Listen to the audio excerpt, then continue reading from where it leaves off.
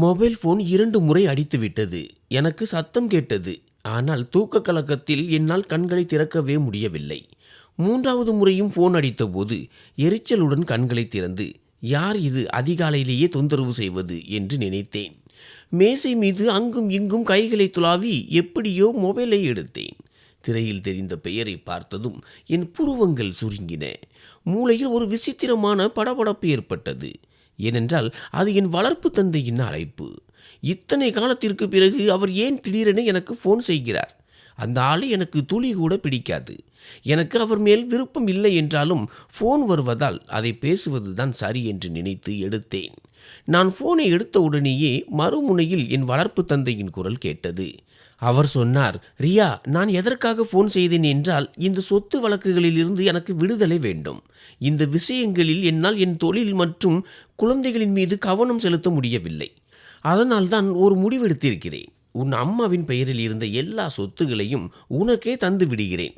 அதனால் எவ்வளவு சீக்கிரம் முடியுமோ அவ்வளவு சீக்கிரம் நீ லண்டனுக்கு வா. இங்கே வந்து எல்லா ஆவணங்களிலும் கையெழுத்திட்டு எனக்கு இந்த தொல்லையிலிருந்து விடுதலை கொடு. இதை சொல்லிவிட்டு அவர் ஃபோனை வைத்து விட்டார். நான் ஒரு வார்த்தை கூட பேசுவதற்கு அவர் வாய்ப்பளிக்கவில்லை. தன் கருத்தை சொல்வதிலேயே அவர் குறியாக இருந்தார். எது எப்படியோ இந்த செய்தி எனக்கு மிகவும் மகிழ்ச்சியான ஒன்று. நீண்ட காலமாகவே என் அம்மாவின் பெயரில் இருந்த சொத்துக்களை பெற நான் போராடி கொண்டிருந்தேன். ஆனால் என் வளர்ப்பு தந்தை அந்த சொத்துகளின் மேல் ஒரு நாகப்பாம்பை போல படம் எடுத்து அமர்ந்திருந்தார். நான் இந்தியாவில் இருக்கிறேன், அவர் லண்டனில் இருக்கிறார். சொத்துகளும் அங்கேயே இருப்பதால் என்னால் இங்கிருந்து கொண்டு எதுவும் செய்ய முடியாது என்றும் நான் சொத்துக்களை இழந்து விடுவேன் என்றும் அவர் நினைத்து கொண்டிருந்தார். ஆனால் ராகுல் இருக்கும்போது அது நடக்கவே முடியாது. ராகுல் இந்த விஷயத்தில் எனக்கு பெரிய அளவில் உதவினான். அவன் என் வாழ்க்கையின் மந்திரவாதி என்றே சொல்லலாம். என் வாழ்வில் வந்த அத்தனை பிரச்சனைகளையும் அவன் நொடி பொழுதில் தீர்த்து வைத்திருக்கிறான். இந்த சொத்து பிரச்சனையையும் அவனே கையில் எடுத்து கொண்டான். அவனுக்கு லண்டனில் தெரிந்தவர்கள் பலர் இருந்தனர். அவர்கள் மூலமாகவே என் வளர்ப்பு தந்தை மீது அவன் வழக்கு தொடர்ந்தான். அந்த சொத்துக்கள் எனக்கு சொந்தமானவை அல்ல என்பதை நிரூபிக்க என் வளர்ப்பு தந்தை மிகவும் சிரமப்பட்டார். இதில் அவருடைய நேரமும் பணமும் வீணாகி கொண்டிருந்தது. அதனால்தான் இன்று தோல்வியை ஒப்புக்கொண்டு அவர் சமரசத்திற்கு வந்திருக்கிறார். ஒருவேளை நாங்கள் அந்த வழக்கில் வெற்றி பெற்றால் அவர் சொத்துக்களை தருவதோடு மட்டுமல்லாமல் எனக்கு நஷ்ட ஈடும் வழங்க வேண்டியிருக்கும். அவர் மிகவும் தந்திரமானவர். இதில் தனக்குத்தான் நஷ்டம் என்பதை அவர் நன்கு உணர்ந்திருந்தார். அதனால்தான் சொத்துக்களை திருப்பி தருவதே புத்திசாலித்தனம் என்று முடிவு செய்தார். நான் உடனடியாக ராகுலுக்கு ஃபோன் செய்து விஷயத்தை சொன்னேன். அவன் சொன்னான், பாரியா, உனக்கான உரிமையை நான் பெற்று தருவேன் என்று அன்றே சொன்னேன் அல்லவா? நான் சொன்னேன், உண்மைதான் ராகுல். இப்போது லண்டன் சென்று சொத்துக்களை என் பெயருக்கு மாற்றிக்கொண்டு இந்தியா திரும்பியதும் நாம் திருமணம் செய்து கொள்ளலாம். ராகுல் சொன்னான், உனக்கு வருத்தம் இல்லை என்றால் நான் ஒரு ஆலோசனை சொல்லலாமா? நான் சொன்னேன், தாராளமாக சொல்லு. எனக்கு பல ஆலோசனைகளை சொல்ல உனக்கு முழு உரிமை உண்டு. இன்று நான் நிம்மதியாக இருக்கிறேன் என்றால் அதற்கு நீ மட்டும்தான் காரணம். இல்லை என்றால் நான் எவ்வளவு சிதைந்து போயிருப்பேன் என்பது எனக்கு மட்டும்தான் தெரியும். ராகுல் சொன்னான், ரியா, நீ லண்டனிலேயே தங்கி வாழப்போகிறாயா? நான் சொன்னேன், இல்லையே, எனக்கு என் இந்தியா தான் பிடிக்கும். நீயும் இங்கேயே செட்டில் ஆகிவிட்டாய். உன்னை திருமணம் செய்த பிறகு நான் இங்கே தான் இருப்பேன். ராகுல் தொடர்ந்தான், அப்படியானால் லண்டனில் சொத்து வைத்திருப்பதில் என்ன பயன்? நான் என்ன சொல்கிறேன் என்றால், அங்குள்ள சொத்துக்களை எல்லாம் விற்றுவிட்டு அந்த பணத்தை கொண்டு இந்தியாவிலேயே உனக்காக புதிய சொத்துக்களை வாங்கலாம். ராகுலின் இந்த யோசனை எனக்கு மிகவும் பிடித்திருந்தது. நீ சொல்வது முற்றிலும் சரி ராகுல் என்றேன். ராகுல் சொன்னான், அங்கே சொத்து இருந்தால் அதை பராமரிக்க அடிக்கடி லண்டன் சென்று வர வேண்டியிருக்கும். அது அலைச்சல்தான். நாம் அங்கே வசிக்கப் போவதில்லை எனும்போது அந்த சொத்து எதற்கு? நான் சொன்னேன், சரி, அப்படியானால் லண்டனுக்கு எப்போது கிளம்பலாம்? அவன் சொன்னான், நல்ல காரியத்தை தள்ளி போடக்கூடாது. இன்று மாலை விமானத்திலேயே கிளம்பிவிடலாம். நான் மிகவும் மகிழ்ச்சி அடைந்தேன். பயணத்திற்கான ஏற்பாடுகளை செய்தேன். ராகுல் லண்டனில் இருக்கும் தன் வழக்கறிஞரிடம் பேசி எல்லாம் முடிவு செய்திருந்தான். நாங்கள் இருவரும் சென்னை விமான நிலையத்திலிருந்து லண்டனுக்கு புறப்பட்டோம். அங்கே சென்றதும் பல ஆண்டுகளுக்கு பிறகு என் வளர்ப்பு தந்தையை சந்தித்தேன். இன்றும் அவர் முகத்தில் என் மீதான வெறுப்பு அப்பட்டமாக தெரிந்தது. அந்த ஆள் ஒருபோதும் என்னை மகளாக கருதியதே இல்லை. அவருக்கு என் அம்மாவின் சொத்தின் மீதுதான் ஆசை. அந்த சொத்திற்காகவே அவர் என் அம்மாவை திருமணம் செய்து கொண்டார். நான் இப்போது சொத்துக்களை விற்கப் போகிறேன் என்று தெரிந்ததும் என் வளர்ப்பு தந்தை ஒரு நிபந்தனையை முன்வைத்தார். நீ எப்படியும் சொத்தை விற்கத்தான் போகிறாய், பின் ஏன் அதை வேறு யாருக்காவது கொடுக்க வேண்டும்? நானே அதை வாங்கிக் கொள்கிறேன் என்றார். அவர் ராகுலிடம், இங்குள்ள நிலங்களின் சந்தை விலையை பற்றி விசாரித்துக் கொள், சரியான விலையை நான் கொடுக்க தயார் என்றார். எனக்கு இது சரியாக படவில்லை. ஆனால் ராகுல் என்னிடம், ரியா, நமக்கு தேவை பணம், அதை யார் கொடுத்தால் என்ன? உன் வளர்ப்பு தந்தை கொடுத்தால் நமக்கு என்ன கவலை? இது ஒரு வகையில் நல்லதுதான், நாம் வாங்குபவரை தேடி அலைய வேண்டியதில்லை என்றான். எனக்கு இந்த விஷயங்களில் பெரிய அனுபவம் இல்லாததால் ராகுலின் பேச்சை ஏற்றுக்கொண்டேன். இனிமேல் எல்லா வேலைகளையும் அவனே கவனித்துக் கொள்ளட்டும் என்று அவனிடம் சொல்லிவிட்டேன். ராகுல் என் வங்கி கணக்கின் விவரங்கள் அனைத்தையும் வாங்கி கொண்டான். அதன் பிறகு எனக்கு உடல்நிலை அவ்வளவாக சரியாக தெரியாததால் நான் ஹோட்டலுக்கு சென்று விட்டேன். நீண்ட தூர பயணம் செய்ததால் ஏற்பட்ட களைப்பாக இருக்கலாம் என்று நினைத்தேன். மாலைக்குள் ராகுல் எல்லா வேலைகளையும் முடித்து விட்டான். நாளை காலைக்குள் பணம் உன் கணக்கிற்கு வந்துவிடும் என்று அவன் சொன்னான். நானும் நிம்மதி அடைந்தேன். அடுத்த நாள் மதியமே இந்தியா திரும்ப வேண்டிய விமானம் இருந்தது. நாங்கள் எங்கள் உடைமைகளை எடுத்துக்கொண்டு ஹோட்டலில் இருந்து வெளியேறி விமான நிலையத்திற்கு சென்றோம். இந்தியா சென்றதும் என் காதலனுடன் என் புதிய வாழ்க்கையை தொடங்கப் போகிறேன் என்ற மகிழ்ச்சியில் இருந்தேன். விமான நிலையத்தில் குடிவரவு சோதனையின் போது ஆவணங்கள் சரிபார்க்கப்பட்டன. ராகுல் எனக்கு 2 பேருக்கு முன்னால் நின்று கொண்டிருந்தான். அவனது சோதனைகள் முடிந்ததும் அவன் மேலே சென்றான். நான் முன்னேறிய போது திடீரென்று ஒரு பெண் மீது மோதிவிட்டேன். அவள் மீதும் என் மீதும் மோதியதில் இருவருடைய பொருட்களும் கீழே விழுந்தன. அந்த பெண் தேவையில்லாமல் என்னிடம் சண்டையிடத் தொடங்கினாள். நான் வேண்டுமென்றே மோதவில்லை என்று அவளிடம் எவ்வளவோ எடுத்து சொன்னேன். அவள் ஏதோ முணுமுணுத்து கொண்டே தன் பொருட்களை எடுத்துக்கொண்டு அங்கிருந்து சென்றாள். நானும் வேக வேகமாக என் பொருட்களை சேகரித்து கொண்டு அதிகாரியிடம் ஆவணங்களை கொடுத்தேன். அவர் சிறிது நேரம் ஆவணங்களை பார்த்துவிட்டு என்னை மேலே செல்ல அனுமதித்தார். அதற்குள் ராகுல் விமானத்திற்கு செல்லும் பாதையில் சென்று விட்டான். அப்போதுதான் திடீரென்று ஒரு அதிகாரி பின்னால் இருந்து வந்து என் தோளில் கை வைத்து என் பெயரை உறுதிப்படுத்தினார். உங்களிடம் சில விஷயங்கள் பேச வேண்டும் என்று கூறி என்னை ஒரு அறைக்கு அழைத்து சென்றனர். ஆனால் என் வாழ்க்கையில் ஒரு பெரிய நிலநடுக்கம் ஏற்பட போகிறது என்று அப்போது எனக்கு தெரியவில்லை. அந்த அறைக்குள் நுழைந்ததும் அவர்கள் என் உடைமைகளை சோதித்த போது அதில் போதைப்பொருள் பாக்கெட்டுகள் கிடைத்ததாக சொன்னார்கள். இதை கேட்டதும் எனக்கு தலை சுற்றியது. இது நடக்கவே வாய்ப்பில்லை. என் பையில் எப்படி போதைப்பொருள் வரும்? அது என்னுடைய பையாக இருக்காது என்று நான் பதறினேன். ஆனால் அவர்கள் எதையும் கேட்காமல் என்னை உடனடியாக கைது செய்தனர். எங்களிடம் ஆதாரங்கள் உள்ளன என்று அவர்கள் சொன்னார்கள். தயவு செய்து நான் சொல்வதை புரிந்து கொள்ள முயலுங்கள். இது ஏதோ ஒரு பெரிய தவறான புரிதல் என்று நான் கெஞ்சினேன். என் நண்பர் ராகுலும் என்னுடன் பயணம் செய்கிறார் என்று அவர்களிடம் கூறி அவரிடம் என்னை பேச அனுமதிக்குமாறு கேட்டேன். ரியா ராகுலை சந்திக்க விரும்புகிறார் என்று அறிவிப்பு செய்யுங்கள். அவர் விமானத்தில் ஏறியிருப்பார். இங்கு எனக்கு என்ன நடக்கிறது என்று அவருக்கு தெரியாது. என் ஆவணங்கள் சரிபார்க்கப்படுகின்றன என்றுதான் அவர் நினைத்து கொண்டிருப்பார் என்று நான் அதிகாரிகளிடம் மன்றாடினேன். ஆனால் யாரும் என் பேச்சை கேட்கவில்லை. நான் கதறினேன், கத்தினேன்.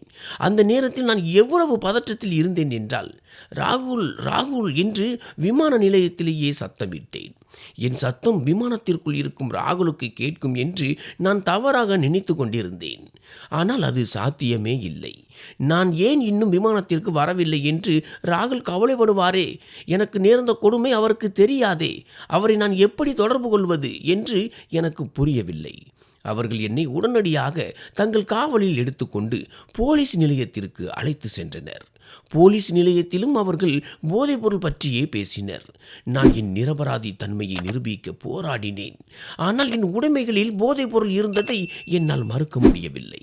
சோதனையின் போது ஏதோ ஒரு கடத்தல்காரன் என்னை பயன்படுத்தி கொண்டிருக்க வேண்டும், அல்லது போலீசிடம் இருந்து தப்பிக்க என் பையில் ஒளித்து வைத்திருக்க வேண்டும். இல்லை என்றால் இது அதிகாரிகளின் சதியாக இருக்க வேண்டும் என்று நான் சந்தேகப்பட்டேன். நான் அவர்களிடம் பணம் தருவதாக சொன்னபோது அவர்கள் சிரித்தனர். விமான நிலையத்திலேயே இதை சொல்லி இருந்தால் ஏதாவது செய்திருக்கலாம். இப்போது விஷயம் மேலதிகாரிகளுக்கு தெரிந்துவிட்டது. ஒன்றும் செய்ய முடியாது என்றனர். பணத்தை பற்றி யோசிக்க இவ்வளவு தாமதமாகி விட்டதே என்று என் அறிவை கண்டு எனக்கே வருத்தமாக இருந்தது. இந்த நேரத்தில் ராகுல் என்னுடன் இருந்திருந்தால் இந்த நிலைமையை உடனே கையாண்டிருப்பார். ஆனால் என் துரதிர்ஷ்டம், அவர் எனக்கு முன்னாலேயே சென்று விட்டார். அவர்கள் என் பொருட்களோடு சேர்த்து என் மொபைல் போனையும் பறிமுதல் செய்திருந்தனர். ராகுலை ஒரு முறை தொடர்பு கொள்ள அனுமதிக்குமாறு நான் எவ்வளவோ கெஞ்சினேன். ஆனால் அவர்கள் என் பேச்சை காதில் வாங்கவே இல்லை. அதன் பிறகு அவர்கள் என்னை கொண்டு சென்று ஒரு சிறையில் அடைத்தனர். நான் அழுது துடித்தேன். திடீரென்று எனக்கு ஏன் இப்படி நடந்தது என்று எனக்கு ஏதும் புரியவில்லை. மெல்ல மெல்ல 2 நாட்கள் கடந்துவிட்டன. ஆனால் அந்த அதிகாரிகள் யாரும் என் பேச்சை கேட்க தயாராக இல்லை. இங்கே நான் தவித்து கொண்டிருக்கிறேன். என் ராகுலும் எனக்காக பதற்றத்தில் இருப்பார் என்பது எனக்கு தெரியும். நான் இப்போது எங்கே இருக்கிறேன் என்பது கூட அவருக்கு தெரியாது. லண்டன் சட்டங்கள் மிகவும் கடுமையானவை. குறிப்பாக போதைப்பொருள் விவகாரத்தில் அங்கு மிக தீவிரமான தண்டனை உண்டு. 2 நாட்களுக்கு பிறகு நான் நீதிபதி முன் ஆஜர்படுத்தப்பட்டேன். அங்கும் நான் எதற்காக லண்டன் வந்தேன் என்பது குறித்து விளக்கம் அளித்தேன். நீங்கள் இந்த முகவரிக்கு சென்று விசாரித்தால் உண்மை தெரியும் என்று சொன்னேன். அதன் பிறகு அவர்கள் என்னை மீண்டும் சிறைக்கு அழைத்து சென்றனர். 1 வாரத்திற்கு பிறகு மீண்டும் விசாரணை நடந்தபோது நான் சொன்ன மற்ற தகவல்கள் அனைத்தும் உண்மையாகவே இருந்தன. ஆனால் அது நான் போதைப்பொருள் கடத்துபவர் இல்லை என்பதை நிரூபிக்கவில்லை என்று கூறினார்கள். ஏனெனில் போதைப்பொருள் என் உடைமைகளில் தான் கண்டெடுக்கப்பட்டது. அது மட்டுமின்றி நான் ஒரு சர்வதேச கும்பலுடன் தொடர்பில் இருப்பதாக அவர்கள் என் மீது குற்றம் சுமத்தினர். அடுத்தடுத்து என் துன்பங்கள் பெருகி கொண்டே போவதை என்னால் தாங்க முடியவில்லை. அந்நிய தேசத்தில் எனக்கு உதவ யாருமே இல்லை. எனக்காக வாதாடிய வழக்கறிஞரும் மிகவும் திறமையற்றவராக இருந்தார். அவர் லண்டனை சேர்ந்தவர். அங்கிருந்த சட்டங்களின்படியே செயல்பட்டார். அவர் என்னை காப்பாற்ற முயல்வதாக எனக்கு தெரியவில்லை. மாறாக என்னை சிக்க வைக்க முயல்வது போலவே இருந்தது. எனக்கு வேறு வழி தெரியாத போது தயவு செய்து என் வளர்ப்பு தந்தையையாவது தொடர்பு கொள்ள அனுமதியுங்கள் என்று கெஞ்சினேன். ஆனால் அதற்கு கூட யாரும் செவிசாய்க்கவில்லை. இந்த வழக்கில் வேறு ஆதாரங்கள் ஏதும் இல்லாததால் லண்டனில் போதைப்பொருள் குற்றத்திற்கு வழங்கப்படும் அதிகபட்ச தண்டனை எனக்கு விதிக்கப்பட்டது. குற்றம் நிரூபிக்கப்பட்டு விட்டது என்று அவர்கள் சொன்னபோது நான் முற்றிலும் உடைந்து போனேன். என் வாழ்க்கை அழிந்து விட்டது. லண்டன் நீதிமன்றத்தில் இருந்து என்னை சிறைக்கு அழைத்து சென்றனர். என்னை வாகனத்தில் ஏற்றும்போது தூரத்தில் ஒரு நபரை கண்டேன். அவரை பார்த்த உடனேயே என் உடலில் ஒரு வேகம் பிறந்தது. அந்நிய தேசத்தில் நமக்கு தெரிந்தவர் ஒருவரை பார்த்தால் உடலில் ஒரு புது தெம்பு பிறக்கும் அல்லவா? எனக்கு அப்படித்தான் இருந்தது. அந்த இளைஞனை பார்த்ததும் நான் உடனடியாக சத்தமாக அவினாஷ், அவினாஷ் என்று நான் உரக்க கத்தினேன். ஆனால் அந்த இடத்தில் மக்கள் கூட்டம் அதிகமாக இருந்ததாலும் இரைச்சல் அதிகமாக இருந்ததாலும் என் குரல் அவனுக்கு கேட்கவே இல்லை. ஆனாலும் நான் முயற்சியை கைவிடாமல் என் தொண்டை கிளிய அவன் பெயரை சொல்லி கத்திக்கொண்டே இருந்தேன். ஒரு வழியாக என் குரல் அவனுக்கு கேட்டது. அவன் அங்கும் இங்கும் தேடத் தொடங்கினான். ஆனால் அதற்குள் என்னை ஏற்றி சென்ற வாகனம் அங்கிருந்து கிளம்பிவிட்டது. என்னிடமிருந்த கடைசி நம்பிக்கையும் அற்று போனது. நான் இப்போது ஒரு புதிய சிறைக்கு மாற்றப்பட்டேன். அங்கு என்னை கூட்டி செல்லும் போது அங்கிருந்த சிறை அறைகளில் நிறைய பெண்கள் அடைக்கப்பட்டிருந்தார்கள். அவர்கள் பார்க்கவே மிகவும் பயங்கரமாகவும் ஆபத்தானவர்களாகவும் தெரிந்தார்கள். அவர்களை பார்த்தாலே என் ஆன்மா நடுங்கியது. அங்கு சென்றதும் என்னை உடைகளை மாற்ற சொன்னார்கள். பிறகு ஒரு சிறிய சிறை அறைக்குள் தள்ளினார்கள். என்னுடன் இன்னொரு பெண்ணும் இருந்தாள். அவள் மிகவும் அமைதியாகவும் விசித்திரமாகவும் தெரிந்தாள். அவளிடம் பேசாமல் இருப்பதே நல்லது என்று எனக்கு தோன்றியது. நான் ஒரு மூலையில் அமர்ந்து விம்மி விம்மி அழத் தொடங்கினேன். ஒரே நாளில் என் வாழ்க்கையே தலைகீழாக மாறிவிட்டதே. என் வாழ்க்கை ஏற்கனவே பல போராட்டங்கள் நிறைந்ததுதான். என் அம்மா ஒரு கோடீஸ்வர குடும்பத்தின் ஒரே மகள். அவர் ஒரு நடுத்தர வர்க்கத்து இளைஞனை விரும்பி திருமணம் செய்து கொண்டார். அதனால் அம்மாவின் குடும்பத்தினர் என் தந்தையை ஒரு மருமகனாக ஒருபோதும் மதிக்கவில்லை. என் தந்தை அம்மாவுடன் அவர்கள் வீட்டிற்கு செல்லும் போதெல்லாம் அவமானப்படுத்தப்பட்டார். பிறகு மெல்ல மெல்ல அவரை ஒரு வீட்டோடு மாப்பிள்ளையாக மாற்றும் சூழலை உருவாக்கினார்கள். அம்மாவின் மகிழ்ச்சிக்காக என் தந்தையும் அதற்கு சம்மதித்தார். ஆனால் என் தாயின் வீட்டினருக்கு அப்போதும் திருப்தி ஏற்படவில்லை. அவர்கள் என் தந்தையை ஒரு வேலைக்காரனை போல நடத்த தொடங்கினார்கள். என் அம்மாவின் காதுகளில் தந்தையை பற்றி தவறான விஷயங்களை சொல்லி தூண்டிவிட்டார்கள். இதனால் என் அப்பாவுக்கும் அம்மாவுக்கும் இடையே அடிக்கடி சண்டைகள் வரத் தொடங்கின. இந்த சண்டைகள் என் மனதை பெரிதும் பாதித்தன. பிறகு ஒரு நாள் என் தந்தை எங்கோ சென்று விட்டார் அல்லது மாயமாகிவிட்டார். அம்மா அவரை தேடாத இடமில்லை. ஆனால் அவர் கிடைக்கவில்லை. அவர் எங்கே சென்றார்? அவருக்கு என்ன நேர்ந்தது? இத்தனை ஆண்டுகளில் இன்று வரை யாருக்கும் எதுவும் தெரியாது. அதன் பிறகு நானும் அம்மாவும் மட்டுமே மிஞ்சினோம். ஒரு பெண்ணால் சிறு குழந்தையை வைத்துக்கொண்டு இவ்வளவு நீண்ட காலத்தை தனியாக கடத்துவது கடினம். ஒரு தந்தையின் அரவணைப்பு இல்லை என்றால் இந்த சமூகம் உன்னை வாழ விடாது என்று என் தாத்தா அம்மாவிடம் அடிக்கடி கூறுவார். அதே பழைய தேய்ந்து போன காரணங்களை சொல்லி என் தாத்தா தனது கௌரவத்தை தக்க வைத்துக் கொள்வதற்காக ஒரு கோடீஸ்வர குடும்பத்தை சேர்ந்தவனுக்கு என் அம்மாவை திருமணம் செய்து வைத்தார். தனது அந்தஸ்திற்கு ஏற்ற இடத்தில் மகளை கட்டி கொடுத்ததாக சமூகத்தில் பெருமை பேசிக்கொண்டார். ஆனால் அந்த ஆளோ என் அம்மாவின் சொத்துக்காகவே இந்த திருமணத்தை செய்தான். திருமணம் முடிந்த சில காலத்திலேயே அவனது பேராசை வெளிப்பட தொடங்கியது. பணம், சொத்து என பல கோரிக்கைகளை முன்வைத்து என் அம்மாவை துன்புறுத்த தொடங்கினான். பிறகு ஒரு நாள் என் வளர்ப்பு தந்தைக்கு வேறு ஒரு பெண்ணுடன் தொடர்பு இருப்பதும் அவர்களுக்கு 2 குழந்தைகள் இருப்பதும் அம்மாவுக்கு தெரிய வந்தது. ஆனால் அப்போது காலம் கடந்துவிட்டது. ஏனென்றால் என் வளர்ப்பு தந்தை தந்திரமாக என் அம்மாவின் சொத்துக்களை தன் வசப்படுத்தி இருந்தான். என் தாத்தாவிற்கு பல நாடுகளில் தொழில்கள் இருந்தன. ஆனால் அவருக்கு லண்டன் மிகவும் பிடிக்கும். வயதான காலத்தில் அங்கே சென்று செட்டில் ஆக வேண்டும் என்பதற்காக லண்டனில் நிறைய சொத்துக்களை வாங்கி வைத்திருந்தார். என் வளர்ப்பு தந்தை அம்மாவின் நம்பிக்கையை பெற்று அந்த சொத்துக்களை வஞ்சகமாக அபகரித்தான். அம்மா அதை பற்றி ஏதேனும் நடவடிக்கை எடுத்து தன் சொத்துக்களை மீட்பதற்குள் ஒரு நாள் திடீரென்று ஏற்பட்ட மாரடைப்பால் அம்மா இறந்து போனார். தாத்தா ஏற்கனவே உடல்நலம் பாதிக்கப்பட்டு படுக்கையில் இருந்தார். தன் ஒரே மகளின் இறப்பு செய்தியை கேட்ட அவரால் 1 மாதத்திற்கு மேல் உயிர் வாழ முடியவில்லை. அவரும் இந்த உலகத்தை விட்டு சென்றார். என் வளர்ப்பு தந்தை ஏற்கனவே தன் உண்மையான மனைவி மற்றும் குழந்தைகளுடன் லண்டனில் குடியேறிவிட்டார். நான் இங்கே அனாதையாக விடப்பட்டேன். இங்கிருந்த சொத்துக்களை தாத்தாவின் உறவினர்கள் அபகரிக்க தொடங்கினார்கள். ஆரம்பத்தில் இருந்தே அவர்கள் கண் சொத்தின் மீது தான் இருந்தது. உன் மகள் ஒரு நடுத்தர வர்க்கத்து ஆளை மணந்து உன் கௌரவத்தை குலைத்து விட்டாள் என்று தாத்தாவின் காதுகளை கடித்து கொண்டே இருப்பார்கள். இப்படியாக பல பொய்களை சொல்லி போலி கௌரவத்திற்காக என் தாத்தாவே தன் மகளின் வாழ்க்கையை சிதைக்க காரணமாக இருந்தார். இதில் நான் முற்றிலும் நிலைகுலைந்து போனேன். என்ன செய்வதென்று புரியாமல் தவித்தேன். அந்த சமயத்தில் தான் என் அம்மாவின் தோழி மகன் ராகுல் எனக்கு பேருதவியாக இருந்தான். ராகுல் என்னுடன் பள்ளியில் படித்தவன். சிறு வயதிலிருந்தே எனக்கு அவனை பிடிக்கும். நான் கொஞ்சம் பக்குவம் அடைந்ததும் ஒரு முடிவெடுத்தேன். நான் ராகுலைத்தான் திருமணம் செய்வேன் என்று உறுதியாக இருந்தேன். இன்று லண்டனில் அவினாஷை பார்த்தது எனக்கு பெரும் ஆச்சரியமாக இருந்தது. அவன் இங்கே என்ன செய்து கொண்டிருக்கிறான்? அவினாஷும் என்னுடன் பள்ளியில் படித்தவன்தான். அவன் எனக்கு ஒரு நல்ல நண்பனாக இருந்தான். ஆனால் ஒரு நாள் அவன் என்னிடம் காதலை சொன்னபோது நான் அதிர்ந்து போனேன். நான் அவனை நேசிக்கவில்லை என்று முகத்தில் அடித்தார் போல் மறுத்துவிட்டேன். அதற்கு ஒரு காரணம் இருந்தது. நான் வளர்ந்த சூழ்நிலை என் மீது பெரும் தாக்கத்தை ஏற்படுத்தியிருந்தது.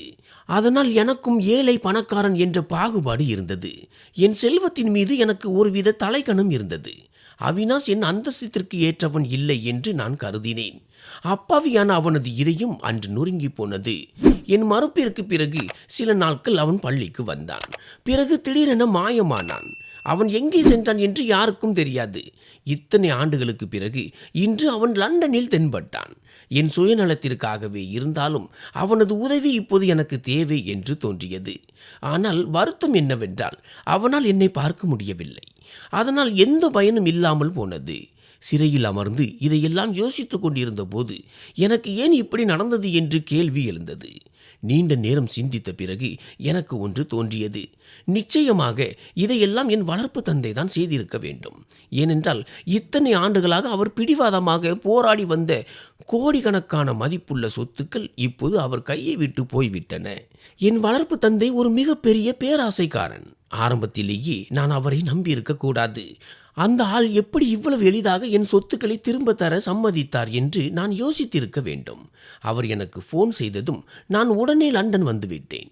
சொத்துக்களை என்னிடம் கொடுத்துவிட்டு பதிலுக்கு என் வாழ்க்கையையே சீரழித்து விட வேண்டும் என்று அவர் முன்பே திட்டமிட்டிருப்பார். என்னை இதில் சிக்க வைத்தால் இந்த சொத்தும் பணமும் எனக்கு பயன்படாமல் போய்விடும் என்று அவர் நினைத்திருப்பார். அவருக்கு கிடைக்காதது எனக்கும் கிடைக்கக்கூடாது என்பதுதான் அவரது எண்ணமாக இருந்திருக்கும். இது அவருடைய சதியாகத்தான் இருக்கும். அல்லது இல்லையா?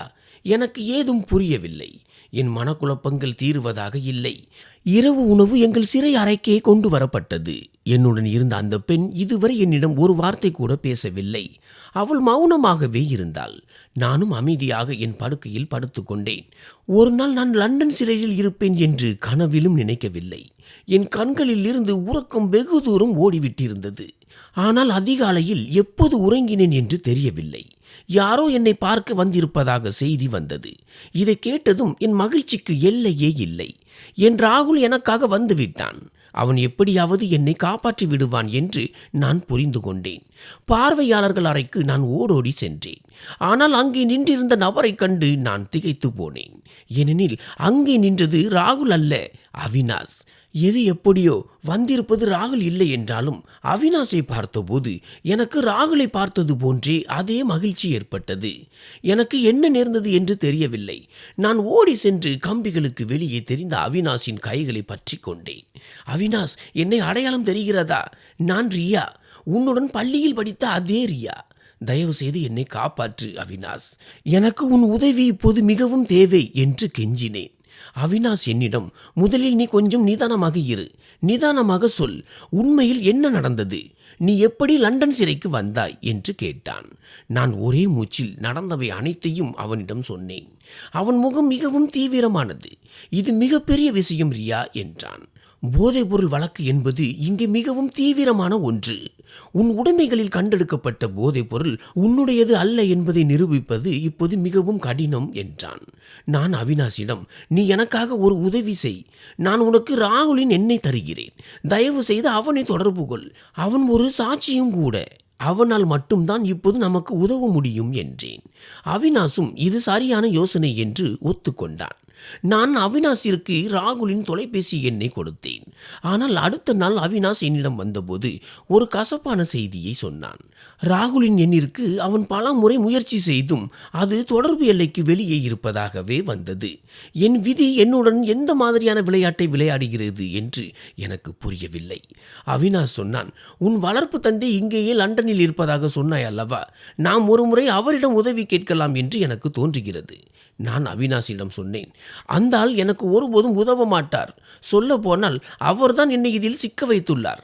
அவினாஷ் என்னை வியப்புடன் பார்த்தான். உன் வளர்ப்பு தந்தை தான் உன்னை போதைப்பொருள் வழக்கில் சிக்க வைத்தார் என்று உன்னால் எப்படி இவ்வளவு உறுதியாக சொல்ல முடிகிறது என்று கேட்டான். நான் சொன்னேன், நீயே சொல். லண்டனில் எனக்கு இப்படி ஒரு துரோகத்தை செய்ய வேறு யாரால் முடியும்? இத்தனை ஆண்டுகளாக என் வளர்ப்பு தந்தை தானே இங்கே வசிக்கிறார். அவருக்கு தான் இங்கே இது போன்ற தவறான ஆட்களுடன் தொடர்பு இருக்கும். ஏனெனில் அவர் பல சட்டவிரோத வேலைகளையும் செய்பவர். நீயே யோசித்துப்பார். இத்தனை ஆண்டுகளாக என்னிடமிருந்து பறிக்க அவர் போராடிய அந்த சொத்துக்களை இப்போது ஏன் இவ்வளவு எளிதாக விட்டு கொடுத்தார்? என்னை அடியோடு அழிப்பதற்காகத்தானே. அவினாஷ் சொன்னான், நீ சொல்வதில் நியாயம் இருக்கிறது ரியா. ஒருவேளை நீ சொல்வது உண்மையாக கூட இருக்கலாம். இருந்தாலும் நாம் ஒரு முறை உன் வளர்ப்பு தந்தையிடம் பேசித்தான் ஆக வேண்டும். ஏதேனும் ஒரு துப்பு கிடைக்கக்கூடும். இன்னும் எதுவும் நிரூபிக்கப்படாத நிலையில் ஒருவேளை அவர் மூலமாகவே நாம் உன்னை காப்பாற்றவும் வாய்ப்பு இருக்கிறது. அதனால் அவர் இருக்கும் முகவரியை என்னிடம் கொடு. நான் அவினாஷிடம் என் வளர்ப்பு தந்தையின் முகவரியை கொடுத்தேன். பிறகு நான் அவனிடம் கேட்டேன், ஆமாம், நீ இங்கே லண்டனில் என்ன செய்து கொண்டிருக்கிறாய்? அவன் சொன்னான், நான் லண்டன் பல்கலைக்கழகத்தில் சட்டம் பயின்றேன். பிறகு இங்கேயே வழக்கறிஞராக பயிற்சி பெற்று இன்று ஒரு நல்ல வழக்கறிஞராக நிலை பெற்று விட்டேன். இப்போது நான் இங்கே தான் வசிக்கிறேன். இதை கேட்டு நான் திகைத்து போனேன். எந்த இளைஞனை ஒரு காலத்தில் நடுத்தர வர்க்கத்தை சேர்ந்தவன் என்று நான் உதாசீனப்படுத்தினேனோ அவன் தன் உழைப்பால் இன்று இவ்வளவு உயர்ந்த நிலையை அடைந்திருக்கிறான். அவினாஷ் தொடர்ந்தான், நீ என் காதலை ஏற்கவில்லை. அதன்பின் இந்தியாவில் தங்குவதற்கு எனக்கு எந்த காரணமும் இருக்கவில்லை. அங்கேயே இருந்திருந்தால் உன் நினைவுகள் என்னை வாழ விட்டிருக்காது. அதனால் எப்படியாவது இந்தியாவை விட்டு வெளியேற வேண்டும் என்று நினைத்தேன். லண்டன் பல்கலைக்கழகத்தில் எனக்கு வாய்ப்பு கிடைத்ததும் உடனடியாக அதை பயன்படுத்தி கொண்டேன். அவினாஷின் பேச்சை கேட்டு நான் மிகவும் வெட்கி போனேன். நான் அவினாஷிடம் சொன்னேன், பார் அவினாஷ், அவையெல்லாம் கடந்த கால விஷயங்கள்.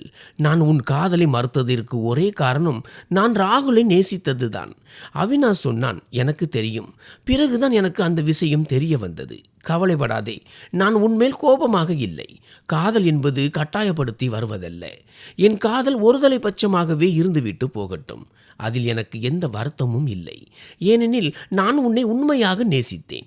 சரி விடு, இப்போது பழைய கதைகளை தவிர்த்துவிட்டு உன்னை இங்கிருந்து எப்படி வெளியே கொண்டு வருவது என்பதில் கவனம் செலுத்துவோம். அவினாஷ் சொன்னான். இருந்தாலும் ரியா, ஒரு விஷயத்தில் கவனமாக இரு. இரவு நேரத்தில் உன்னை சிறை அறையில் இருந்து வெளியே அழைத்து செல்ல முயன்றால் நீ எக்காரணம் கொண்டும் போகாதே. இந்த சிறையில் பெண்களுக்கு எதிராக பல தவறான காரியங்கள் நடக்கின்றன. இங்கிருக்கும் உயர் அதிகாரி மிகவும் மோசமான குணம் கொண்டவர். அதனால்தான் நான் உன்னை எச்சரிக்கிறேன். எப்படியாவது உன்னை நீயே தற்காத்து கொள்ள வேண்டும். உன்னை பற்றி எனக்கு மிகவும் கவலையாக இருக்கிறது. அவினாஷின் இந்த வார்த்தைகள் என்னை பயத்தின் உச்சத்துக்கே கொண்டு சென்றன. அவர்கள் எனக்கு ஏதாவது தீங்கு செய்ய முயன்றால் நான் என்ன செய்வேன் என்று கேட்டேன். அவினாஷ் சொன்னான். நான் சொன்னது போல நீ தைரியமாக இருக்க வேண்டும். கவலைப்படாதே. உன்னை நீண்ட நாட்கள் இங்கே இருக்க விட மாட்டேன். எப்படியாவது உன்னை வெளியே எடுப்பேன். என்னை நம்பு. அவினாஷ் சென்ற பிறகு நான் மீண்டும் என் அறைக்கு வந்தேன். கடந்த காலத்தில் அவினாஷிடம் நான் நடந்து கொண்ட விதத்தை நினைத்து மிகவும் வருந்தினேன். ஒரு பக்கம் நான் அவனை தாழ்வாக பேசி அவமானப்படுத்தினேன். மறுபக்கம் அவன் எந்தவித சுயநிலமின்றி இன்று எனக்கு இவ்வளவு பெரிய உதவி செய்கிறான். அவினாஷை பார்ப்பதற்காக அடுத்த நாள் காலைக்காக நான் காத்திருந்தேன். ஆனால் அன்று இரவு ஒரு பயங்கரமான சம்பவம் நடந்தது. முன்னால் இருந்த ஒரு சிறை அறையில் இருந்து ஒரு குண்டான பெண் ஒரு இளம் பெண்ணை வலுக்கட்டாயமாக தரதரவென இழுத்து சென்றாள். அந்த பெண் கதறி அழுதாள். உடனே அந்த குண்டு பெண் அவளது கன்னத்தில் 4-5 முறை பலமாக அறைந்தாள். இதை பார்த்ததும் நான் நடுங்கி போனேன். முதல் முறையாக என் அறையில் இருந்த அந்த பெண்ணிடம் இங்கே என்ன நடக்கிறது என்று கேட்டேன். அந்த பெண் சொன்னாள், உனக்கு தெரியாதா அல்லது தெரியாதது போல நடிக்கிறாயா? நான் சொன்னேன், நான் இங்கே புதியவள், எனக்கு எதுவும் தெரியாது. அந்த பெண்ணை எங்கே கூட்டி செல்கிறார்கள்? அந்த பெண் ஏளனமாக சிரித்தாள். இங்குள்ள உயர் அதிகாரியின் பொழுதுபோக்கிற்காக அவளை கூட்டி செல்கிறார்கள். அந்த பெண் அந்த அதிகாரியை சந்தோஷப்படுத்த வேண்டும். இங்கே இதுதான் நடக்கும். பாவம், இந்த சிறை பெண்கள் கதறி துடித்தாலும் யாருக்கும் இரக்கம் வராது. அந்த அதிகாரி ஒரு மிருகம். அவனுக்கு யார் மீதும் துளி கூட இரக்கம் கிடையாது. அவள் இதை கூறிக்கொண்டிருக்கும் போதே ஒரு கடுமையான குரல் எங்கள் காதுகளில் விழுந்தது. அதை கேட்டு நானும் அந்த பெண்ணும் அப்படியே உறைந்து போனோம். நாங்கள் வெளியே பார்த்தபோது சுமார் 6 அடி உயரமுள்ள, பார்ப்பதற்கே மிகவும் பயங்கரமாக இருந்த ஒரு மனிதன் அங்கே நின்றிருந்தான். அந்த பெண் மெதுவாக சொன்னாள், இவன்தான் அந்த அதிகாரி. அந்த அதிகாரி அழுது கொண்டிருந்த அந்த பெண்ணின் கூந்தலை அரக்கத்தனமாக பிடித்து இழுத்து சிரித்தான். அந்த பாவம் அவனிடம் கைகூப்பி வேண்டினாள். ஆனால் அவனுக்கு இரக்கமே வரவில்லை. அவன் எவ்வளவு பலசாலியாக இருந்தான் என்றால் அந்த பெண்ணை ஒரே கையால் தூக்கி தன் தோளில் போட்டுக்கொண்டு அங்கிருந்து சென்றான். இதை பார்த்தபோது நான் பயத்தில் நடுங்கி போனேன். அந்த அதிகாரி அத்தனை பலம் வாய்ந்தவனாக இருந்தான். அவன் பெண்களை எவ்வளவு கொடுமைப்படுத்துவான் என்பதை என்னால் யூகிக்க முடிந்தது. பயத்தில் என் தொண்டை வறண்டது. இங்கிருந்து நான் எப்போது வெளியேறுவேன் என்ற பதற்றம் என்னை தொற்றிக் கொண்டது. ஏராளமான கேள்விகள் என்னை சூழ்ந்தன. நான் அந்த பெண்ணிடம் கேட்டேன், ஒரு அதிகாரி பெண் கைதிகளிடம் இப்படி நடந்து கொள்கிறானே, இதற்கு எதிராக யாரும் நடவடிக்கை எடுப்பதில்லையா? அந்த பெண் சிரித்து கொண்டே சொன்னால், இங்கே இருப்பவர்கள் எல்லோருமே ஒன்றுதான். எல்லோரும் சேர்ந்துதான் பெண் கைதிகளை பயன்படுத்திக் கொள்கிறார்கள். பிறகு ஏன் ஒருவன் இன்னொருவனுக்கு எதிராக செயல்பட போகிறான்? அது மட்டும் இல்லாமல் நாம் வெறும் குற்றவாளிகள். நம்மை பற்றி யார் கவலைப்பட போகிறார்கள்? நான் இறைவனிடம் பிரார்த்தனை செய்ய தொடங்கினேன். இந்த அரக்கனிடமிருந்து என்னை காப்பாற்று. எப்படியாவது இந்த நரகத்தில் இருந்து என்னை வெளியே கொண்டு வந்துவிடு என்று வேண்டினேன். அடுத்த நாள் அவினாஷ் மீண்டும் வந்தபோது அவன் முகம் வாடி போயிருந்தது. நான் அவனிடம் கேட்டேன், என்ன ஆனது? என் வளர்ப்பு தந்தையை சந்தித்தாயா? அவினாஷ் சொன்ன செய்தி என் தலையில் இடி விழுந்தது போல இருந்தது. அவன் சொன்னான், உன் வளர்ப்பு தந்தை மாரடைப்பால் இறந்து விட்டார். இப்போது இங்கே லண்டனில் உனக்காக சாட்சி சொல்ல யாருமே இல்லை. அவினாஷ் தொடர்ந்தான், நீ எனக்கு ராகுலின் வீட்டு முகவரியை கொடு. நான் இந்தியா சென்று ராகுலை சந்திக்கிறேன். நான் உடனடியாக அவனிடம் முகவரியை கொடுத்தேன். அவினாஷ் சொன்னான், நீ கவலைப்படாதே. இங்கே சில அதிகாரிகளை எனக்கு தெரியும். அவர்கள் பணத்திற்காக எதையும் செய்வார்கள். நான் லஞ்சம் கொடுத்து உன்னை வெளியே எடுக்கப் போகிறேன். அவினாஷ் பணத்தை பற்றி பேசிய போதுதான் எனக்கு ஞாபகம் வந்தது. என் வங்கி கணக்கில் நிறைய பணம் இருக்கிறதே. இவ்வளவு நேரமாக இதை நான் ஏன் யோசிக்கவில்லை? நான் அவினாஷிடம் சொன்னேன், நீ பணத்தை பற்றி கவலைப்படாதே. நான் லண்டன் சொத்தை விற்ற பணம் முழுவதும் என் கணக்கிற்கு வந்துவிட்டது. அவர்கள் கோடிக்கணக்கில் கேட்டாலும் கொடுத்து விடு என்று கூறி என் வங்கி கணக்கின் விவரங்கள் அனைத்தையும் அவினாசியிடம் கொடுத்தேன். அவினாஷ் சொன்னான், சரி, இந்த விஷயத்தை நீ முன்பே என்னிடம் சொல்லியிருந்தால் இந்நேரம் நீ சிறைக்கு வெளியே இருந்திருப்பாய். நான் சொன்னேன், என்ன செய்வது, இந்த பிரச்சனைகளால் ஏற்பட்ட பதற்றத்தில் என் மூளை வேலை செய்யவில்லை. இது எனக்கு தோன்றவே இல்லை. அதன் பிறகு அவினாஷ் அங்கிருந்து சென்று விட்டான். அவினாஷின் வருகைக்காக நான் காத்திருந்த ஒவ்வொரு நாளும் எனக்கு ஒரு யுகமாக தெரிந்தது. 3 நாட்கள் கடந்து விட்டன. ஆனால் அவினாஷ் இன்னும் திரும்பி வரவில்லை. ஒரு நாள் இரவு திடீரென்று அந்த அதிகாரி எங்கள் சிறை அறைக்கு முன்னால் வந்தான். நான் அப்போது கம்பிகளுக்கு அருகிலேயே நின்று கொண்டிருந்தேன். அவனது பார்வை என் மீது விழுந்தது. அப்படியே அவன் கண்கள் என் மீது நிலைத்து விட்டன. அவனை பார்த்ததும் நான் பயத்தில் உறைந்து போய் பின்வாங்கினேன். அவன் தன் முகத்தில் ஒரு சாத்தானிய சிரிப்பை ததும்ப விட்டு கொண்டு என்னை நோக்கி முன்னேறி வந்தான். அந்த அதிகாரி ஆங்கிலத்தில் சொன்னான், இவ்வளவு அழகான ஒரு பறவை என் சிறையில் இருக்கிறதா? இது எனக்கு தெரியாமல் போய்விட்டதே. எனக்கு இந்திய இனிப்புகள் என்றால் மிகவும் பிடிக்கும். இந்த இனிப்பின் சுவையை இன்றே நான் பார்க்க போகிறேன். அவன் உடனே அந்த குண்டு பெண்ணை அழைத்து அடுத்த சில நிமிடங்களில் என்னை அவன் குறிப்பிட்ட இடத்திற்கு அழைத்து வருமாறு கட்டளையிட்டான். நான் கதறி அழுது அவனிடம் கெஞ்சினேன், தயவு செய்து என்னை விட்டுவிடுங்கள், எனக்கு தீங்கு செய்யாதீர்கள். ஆனால் அவர்களுக்கு இரக்கம் என்பதே இல்லை. அந்த குண்டு பெண் என்னை இழுத்து செல்ல முயன்றபோது என்னுடன் இருந்த அந்த பெண் எனக்கு உதவ முயன்றாள். என்னை காப்பாற்ற அவள் அந்த பெண்ணுடன் மல்லு கட்டினாள். அவளை அடிக்கவும் முயன்றாள். ஆனால் அந்த குண்டு பெண் மிகவும் பலசாலியாக இருந்தாள். நாங்கள் இருவரும் சேர்ந்தும் அவளை எதிர்கொள்ள முடியவில்லை. திடீரென்று அந்த குண்டு பெண் அந்த பெண்ணின் முகத்தில் ஒரு பலமான அறையை விட்டாள். அவள் அப்படியே தரையில் விழுந்தாள். அவளால் மீண்டும் எழவே முடியவில்லை. பிறகு அவள் என்னை இழுத்து சென்று ஒரு அறைக்குள் தள்ளினாள். அங்கே அவன் அந்த அறையில் ஏற்கனவே எனக்காக காத்திருந்தான். நான் அறைக்குள் நுழைந்தவுடனேயே அவன் என் மீது வெறித்தனமாக பாய்ந்தான். நான் அவனை அடிக்கத் தொடங்கினேன். அவனது முகத்தை கீறினேன். ஆனால் அவனுக்கு எதுவுமே உரைக்கவில்லை. அவன் அத்தனை பலசாலியாக இருந்தான். நான் கதறி அழுது தவித்துக் கொண்டிருந்த போது திடீரென்று இன்னொரு அதிகாரி அறைக்குள் வந்து, உயர் அதிகாரி ஒருவர் வந்திருக்கிறார், உன்னை உடனே தனது அறைக்கு வருமாறு அழைத்துள்ளார் என்று சொன்னார். இதை கேட்டதும் அந்த அரக்கனுக்கு கோபம் வந்தது. ஆத்திரத்தில் மேஜையின் மீது பலமாக ஒரு குத்து விட்டான். பிறகு என்னை ஒரு தீய பார்வையால் பார்த்துவிட்டு சொன்னான், இன்று நீ தப்பித்து விட்டாய். ஆனால் அடுத்த முறை தப்ப முடியாது. அதன்பின் அந்த குண்டு பெண் என்னை மீண்டும் சிறை அறையில் கொண்டு வந்து விட்டாள். நான் நிம்மதி பெருமூச்சு விட்டேன். ஆனால் என் நிலைமை மிகவும் மோசமாக இருந்தது. என் உடைகள் கிழிந்திருந்தன. என்னுடன் இருந்த அந்த பெண் இன்னும் மயக்கத்திலேயே இருந்தாள். நான் அவள் முகத்தில் தண்ணீரை தெளித்து அவளுக்கு நினைவு வர செய்தேன். கண் விழித்ததும் அவள் பதற்றத்துடன் கேட்டாள், என்ன நடந்தது? நீ நலமாக இருக்கிறாயா? அவன் உனக்கு ஏதும் தீங்கு செய்தானா? நான் அழுது கொண்டே அவளை கட்டிப்பிடித்து சொன்னேன், இல்லை, இன்று ஏதோ ஒரு பெரிய அதிகாரி வந்ததால் அந்த அரக்கன் அங்கிருந்து செல்ல வேண்டியிருந்தது. அவன் என்னை விட்டு விட்டான். ஆனால் அடுத்த முறை விடமாட்டேன் என்று மிரட்டியிருக்கிறான். அந்த பெண்ணும் அழத் தொடங்கினாள். இங்கே எங்களுக்கு இப்படித்தான் நடக்கிறது.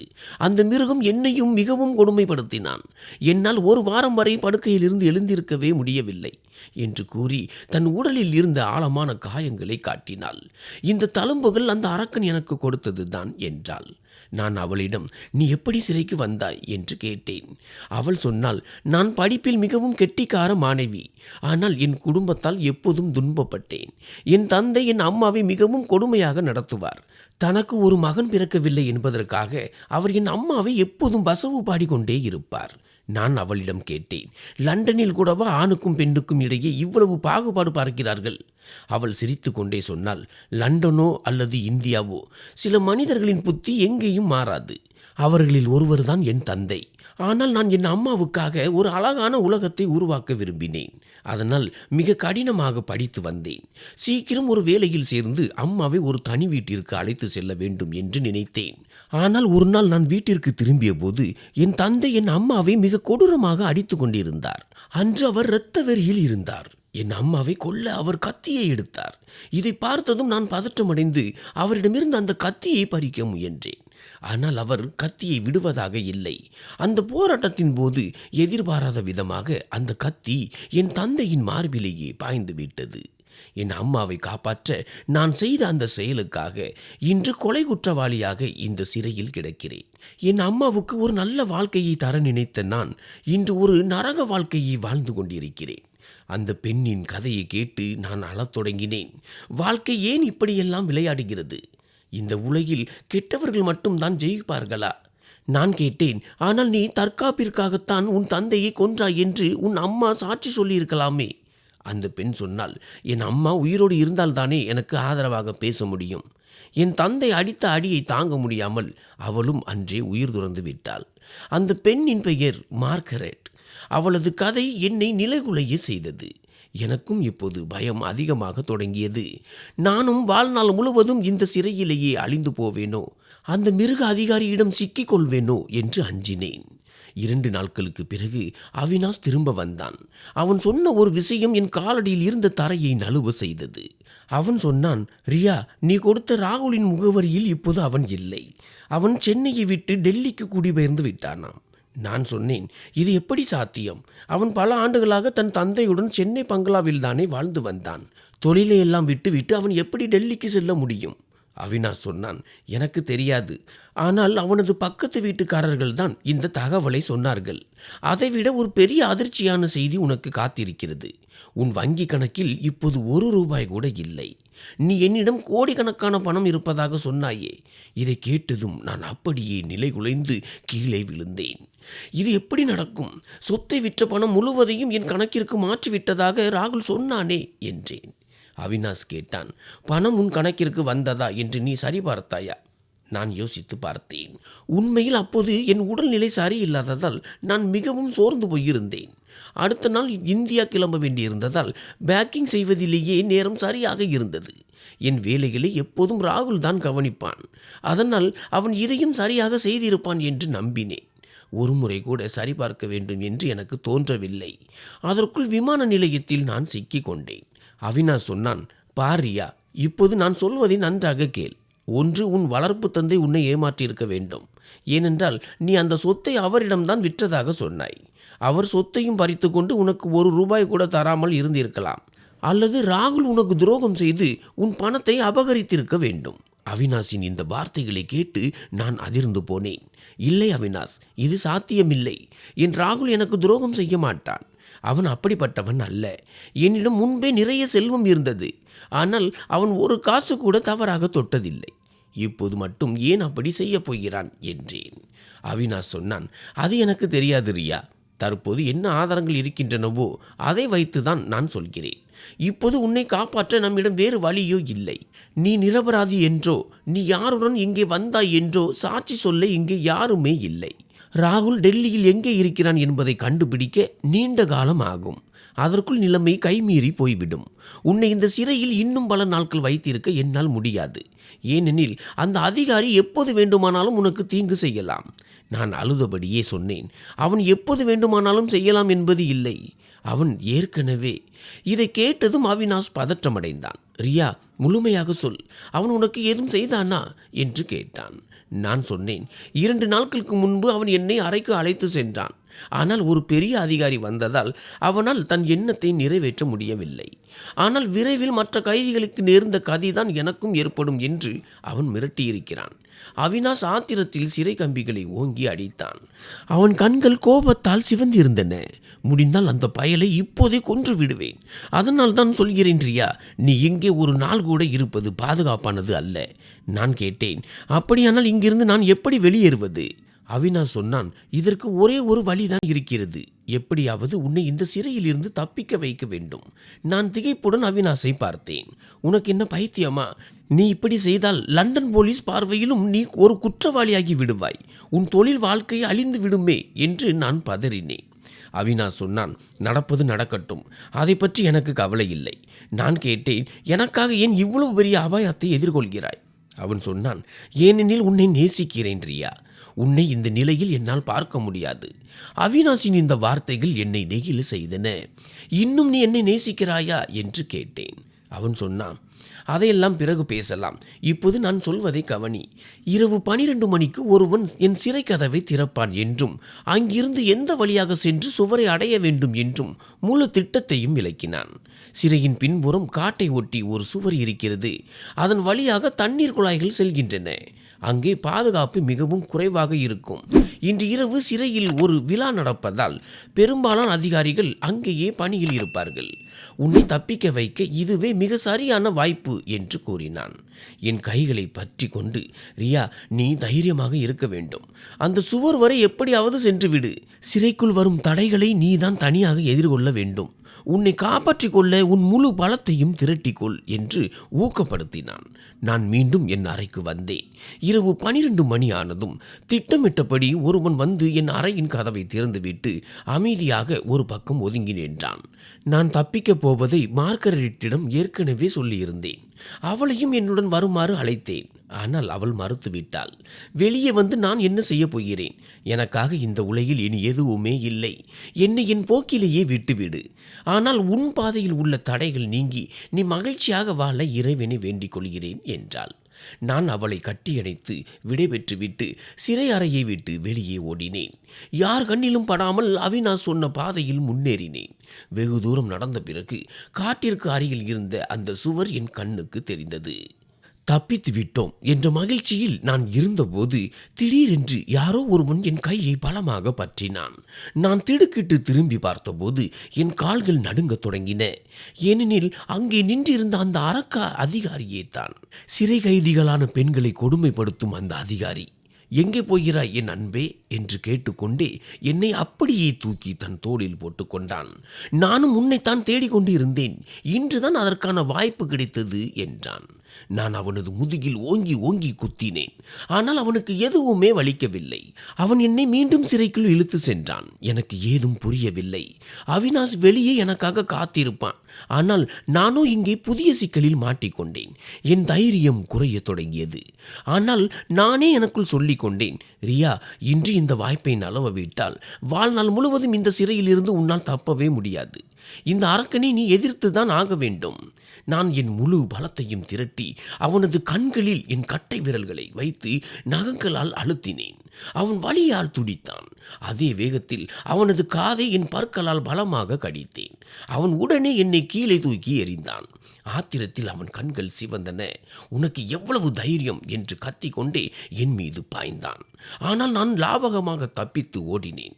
அந்த நேரத்தில் எனக்கு அந்த அரக்கன் மீது எவ்வளவு கோபம் வந்தது என்றால் அவனை கொலை செய்து விடலாம் என்றே தோன்றியது. ஆனால் அங்கிருந்து தப்பிப்பதே இப்போது எனக்கு மிக முக்கியமானது.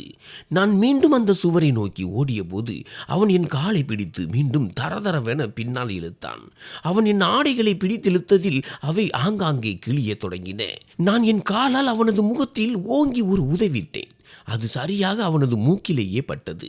அவனது மூக்கிலிருந்து இரத்தம் வழிய தொடங்கியது. இந்த முறை நான் என் முழு வலிமையையும் திரட்டி அவன் மீது பாய்ந்தேன். என் பற்களை ஆயுதமாக்கி அவனது கழுத்தில் பலமாக தடம் பதிய கடித்தேன். அவன் என் தலைமுடியை பலமாக பிடித்து இழுத்தான். எனக்கு உயிர் போகும் வலி ஏற்பட்டது. ஆனாலும் நான் என் முயற்சியை கைவிடவில்லை. அவன் என்னை ஓங்கி பின்னால் தள்ளினான். அவனது கழுத்தில் இருந்து இரத்தம் வழிய தொடங்கியது. அவன் இப்போது கோபத்தில் பித்து பிடித்தவன் போல மாறினான். இதை கண்டு நான் முதலில் சிறிது அஞ்சினேன். பின் என்ன செய்வதென்று புரியாமல் தவித்த போது ஒரு சிறை அறை என் கண்ணில் பட்டது. நான் உடனடியாக அதன் கம்பிகளுக்கு பின்னால் சென்று நின்றேன். அவன் வெறித்தனமாக என்னை நோக்கி ஓடி வந்தான். கடைசி நொடியில் நான் சட்டென்று பக்கவாட்டில் நகர்ந்து கொண்டேன். அவன் வந்த வேகத்தில் அவனது தலை அந்த சிறை கம்பிகளில் பலமாக மோதியது. இதில் அவனது தலை பிளந்து இரத்தம் கொட்டியது. அவனுக்கு தலை சுற்ற ஆரம்பித்தது. அவன் தலையை பிடித்து கொண்டு அங்கேயே அமர்ந்து விட்டான். இதுவே சரியான சமயம் என்று உணர்ந்து என் முழு பலத்தையும் திரட்டி அந்த சுவரை நோக்கி ஓடினேன். அந்த நேரத்தில் எனக்குள் எங்கு இருந்துதான் அந்த சக்தி வந்ததோ தெரியவில்லை. ஒரே தாவலில் அந்த உயரமான சுவரை தாண்டி மறுபக்கம் குதித்தேன். அங்கே சிறிது தூரத்தில் அவினாஷ் எனக்காக காத்திருந்தான்.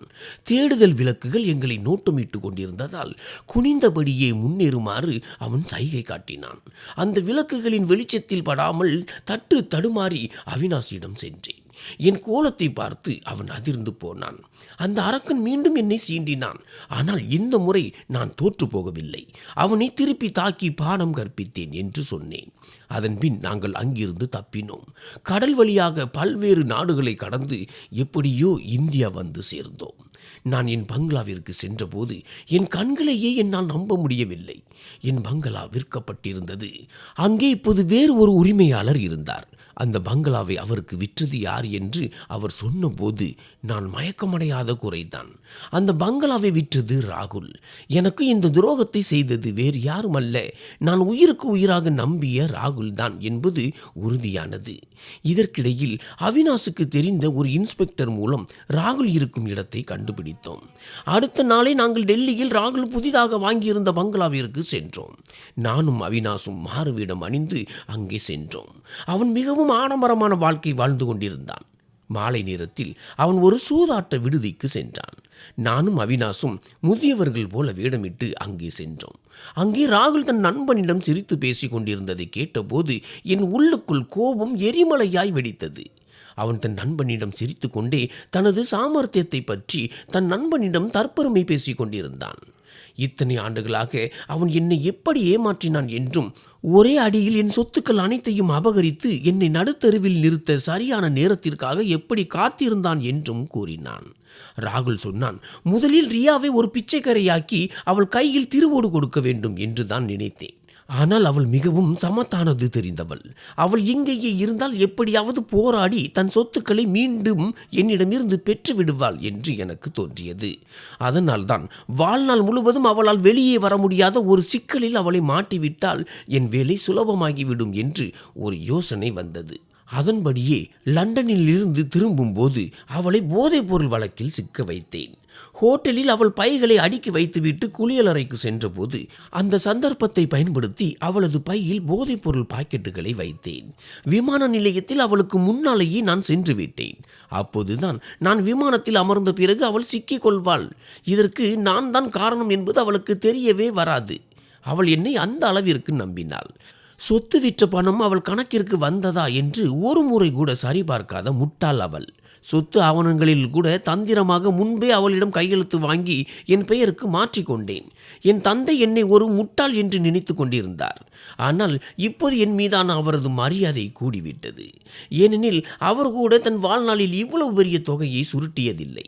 நான் உட்கார்ந்த இடத்திலேயே கோடீஸ்வரனாகிவிட்டேன் என்றான். அவனது நண்பன், வாழ்த்துக்கள் நண்பா, உன் வாழ்க்கை செட்டில் ஆகிவிட்டது என்றான். ராகுல் சொன்னான், இல்லை, இது எனக்கு போதாது. நான் ஒரு பில்லியனர் ஆக வேண்டும். அடுத்ததாக இன்னொரு தங்க பறவையை என் வலையில் வீழ்த்த வேண்டும். அதற்காகத்தான் நான் தினமும் இந்த சூதாட்ட விடுதிக்கு வருகிறேன். இன்னும் ஒரு வேட்டை மட்டும் ஆடிவிட்டால் வாழ்நாள் முழுவதும் நிம்மதியாக உட்கார்ந்து சாப்பிடலாம். இதை கேட்டபோது எனக்கு ராகுல் மீது கடும் வெறுப்பு ஏற்பட்டது. இப்போதே அவன் கழுத்தை நெரித்து கொன்று விடலாம் என்று தோன்றியது. ஆனால் அவினாஷ் என் கையை பிடித்து தடுத்து என்னை வெளியே அழைத்து வந்தான். அவன் சொன்னான், பார்த்தாயா ரியா, இதுதான் உன் ராகுலின் உண்மையான முகம். இத்தனை ஆண்டுகளாக அவன் உன்னை நேசிப்பது போல நடித்ததே உன்னை அழிக்கத்தான். அவன் உன்னை முழுமையாக பயன்படுத்திக் கொள்வதற்காகவே இதையெல்லாம் செய்திருக்கிறான். அவினாஷை கட்டியணைத்து நான் விம்மி விம்மி அழுதேன். இனி ஒன்றும் செய்ய முடியாது அவினாஷ். அவனை நம்பியதற்கு நான் மிகப்பெரிய விலையை கொடுத்து விட்டேன். நான் இப்போது முற்றிலுமாக அழிந்து விட்டேன். நீ எனக்கு பெரிய அளவில் துணையாக இருந்தாய். ஆனால் நானோ உன் உண்மையான காதலை தள்ளிவிட்டு ராகுலை தேர்ந்தெடுத்தேன். ஒருவேளை கடவுள் எனக்கு தண்டனை கொடுக்கிறார் என்று தான் நினைக்கிறேன் என்று கூறிவிட்டு, இனி என் பிரச்சனையில் உன் வாழ்க்கையை வீணாக்காதே, நான் இங்கிருந்து போகிறேன் என்றேன். அவினாஷ் என் கையை பிடித்து தடுத்தான். எங்கே போகிறாய் என்று கேட்டான். நான் சொன்னேன், தெரியாது, எங்காவது செல்வேன். என்னிடம் இப்போது எதுவுமே மிஞ்சவில்லை. அவினாஷ் கேட்டான், இந்த ராகுலை அப்படியே விட்டுவிடப் போகிறாயா? அவன் செய்த துரோகத்திற்கு அவனுக்கு தண்டனை வாங்கி தரமாட்டாயா? நான் கேட்டேன், சொல், நான் அவனுக்கு எப்படி தண்டனை வாங்கி தருவது?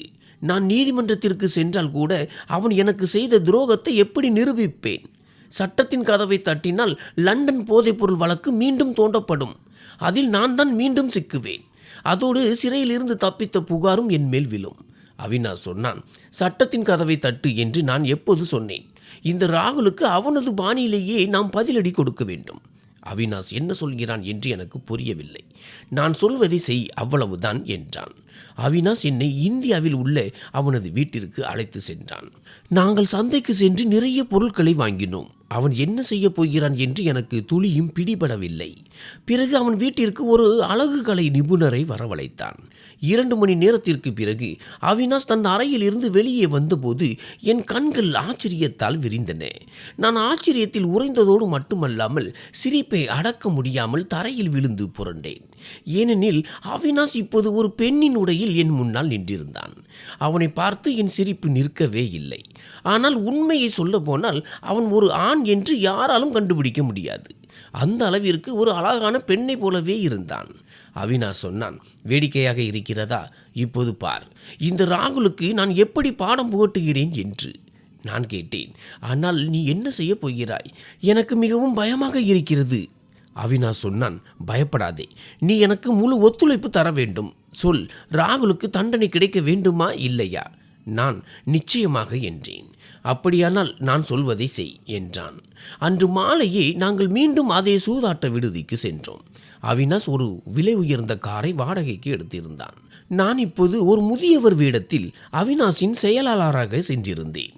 அவினாஷின் நண்பர்கள் சிலரும் இந்த நாடகத்தில் எங்களுக்கு உதவினார்கள். நாங்கள் விடுதிக்குள் நுழைந்ததும் அவினாஷின் 2 நண்பர்கள் ராகுலுக்கு அருகிலேயே நின்று கொண்டு அவினாஷை பற்றி புகழ்ந்து பேச தொடங்கினார்கள். அவர்கள் ராகுலுக்கு கேட்கும்படி பேசிக்கொண்டார்கள். அந்த அழகான பெண்ணை பார்த்தாயா? அவள் அமெரிக்காவின் மிகப்பெரிய கோடீஸ்வரரின் ஒரே மகள். அப்போது மற்றொரு நண்பன் கேட்டான், ஆனால் அவள் இங்கு என்ன செய்கிறாள்?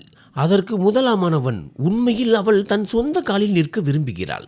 அவளுக்கு சவால்கள் என்றால் மிகவும் பிடிக்கும். அதனால்தான் தன் தந்தையின் உதவியின்றி இங்கே ஒரு பெரிய உல்லாச விடுதி கட்டப்போகிறாள்.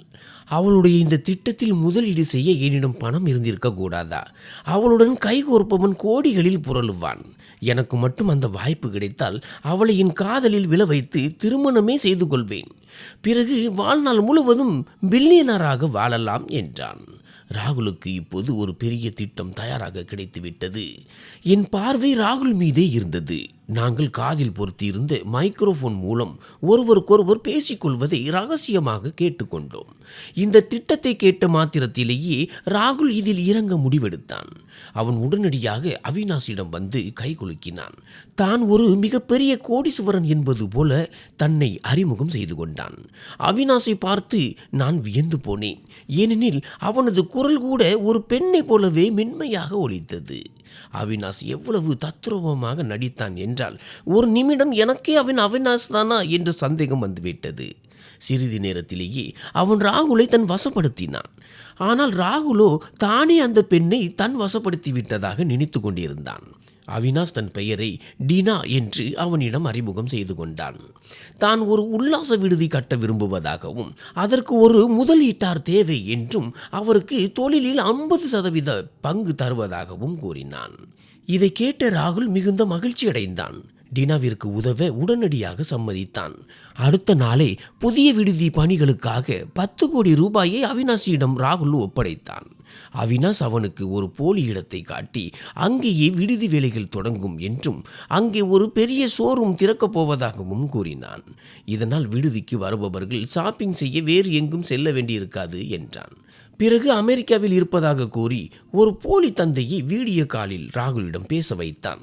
ராகுல் போன்ற ஒரு தந்திரமான ஆள் எங்கள் உண்மையான அடையாளத்தை கண்டறிய முடியாமல் போனது எனக்கு ஆச்சரியமாக இருந்தது. சில நாட்களிலேயே ராகுல் அவினாஷை திருமணம் செய்து கொள்ளும் நோக்கத்தில் அவனிடம் நெருங்கி பழக தொடங்கினான். அவினாஷும் அதற்கு ஒத்துழைத்து ராகுலிடம் தன் காதலை வெளிப்படுத்தினான். தனது திட்டம் வெற்றிகரமாக நடப்பதாக நினைத்த ராகுல் மட்டற்ற மகிழ்ச்சியில் இருந்தான். அவினாஷ் ராகுலிடம் தான் அவனை விரைவில் திருமணம் செய்து கொள்ள விரும்புவதாக கூறினான். ராகுல் உற்சாகமாகி, ஆனால் அதற்கு முன் நீ என் தந்தையை சந்திக்க வேண்டும். உன்னை பற்றி அவரிடம் அனைத்தையும் கூறிவிட்டேன். அவர் உன்னை பார்க்க விரும்புகிறார் என்றான். நாங்கள் அனைவரும் மிகப்பெரிய கோடீஸ்வரர்கள் என்பதை எவராலும் சந்தேகிக்க முடியாத அளவிற்கு அனைத்து ஏற்பாடுகளும் மிக சிறப்பாக செய்யப்பட்டிருந்தன. அவினாஷ் தனது நண்பன் ஒருவனையே தனது தந்தையாக நடிக்க வைத்தான். திட்டத்தின்படி அந்த தந்தை ராகுலிடம் ஒரு நிபந்தனை விதித்தார். ராகுல் தனது சொத்தில் ஒரு பகுதியை டினா பெயருக்கு இப்போதே மாற்றினால் மட்டுமே திருமணத்திற்கு சம்மதிப்பதாக கூறினார். டினா தன்னை நேசித்தாலும் அவளது தந்தை ஒரு தந்திரமான அரசியல் புத்தி கொண்டவர் என்பதை ராகுல் உணர்ந்தான். ஆனால் அந்த நேரத்தில் ராகுல் தன்னைத்தான் மிகப்பெரிய புத்திசாலி என்று நினைத்து கொண்டிருந்தான். திருமணத்திற்கு பிறகு எப்படியும் டினாவின் சொத்துக்கள் அனைத்தும் தனக்கே வந்துவிடும். ஏனெனில் அவள் ஒரே வாரிசு என்று ராகுல் கணக்கு போட்டான். அதனால் அந்த சொத்து மாற்றும் நிபந்தனைக்கு அவன் மகிழ்ச்சியுடன் சம்மதித்தான். ஆனால் தான் எவ்வளவு பெரிய தவறு செய்ய போகிறோம் என்பது அவனுக்கு தெரியவில்லை. அவினாஷ் சொத்து ஆவணங்களை மிக சரியாக தயார் செய்திருந்தான். ராகுலின் வழக்கறிஞருக்கு அவினாஷ் ஏற்கனவே ஒரு பெரும் தொகையை லஞ்சமாக கொடுத்திருந்தான். அதனால் அந்த வழக்கறிஞரும் எங்கள் பக்கமே சாய்ந்து அவினாஷ் சொன்னபடியே ராகுலை நம்ப வைத்தார். இதன் விளைவாக ராகுலின் சொத்துக்கள் அனைத்தும் ஒரே நொடியில் என் பெயருக்கு மாற்றப்பட்டன. நான் அடைந்த மகிழ்ச்சிக்கு எல்லையே இல்லை. ஆனால் அவினாஷ் சொன்னான், இப்போதே சந்தோஷப்படாதே ரியா. ராகுலின் வங்கி கணக்கில் இருக்கும் ஒவ்வொரு ரூபாயும் உன் கணக்கிற்கு மாற்ற வேண்டும். உனக்கு துரோகம் செய்தவனை நான் ஒரு பிச்சைக்காரனாக்க விரும்புகிறேன். உனக்கு திருவோடு கொடுக்க வேண்டும் என்று அவன் ஆசைப்பட்டான் அல்லவா? இப்போது அந்த திருவோடு அவன் கைக்கு வரும்போது அதன் வழி அவனுக்கு தெரியும்.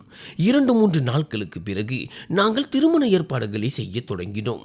திருமண நாடகத்தின் ஒரு பகுதியாக அவினாஷ் ராகுலிடம் தான் ஒரு பெரிய சொத்தை விற்றதாகவும் அந்த பெரும் தொகையை தனது கணக்கிற்கு மாற்றுவதில் சில சிக்கல்கள் இருப்பதால் ராகுலின் வங்கி கணக்கிற்கு மாற்ற விரும்புவதாகவும் கூறினான். இதை கேட்ட ராகுல் அளவற்ற மகிழ்ச்சி அடைந்தான்.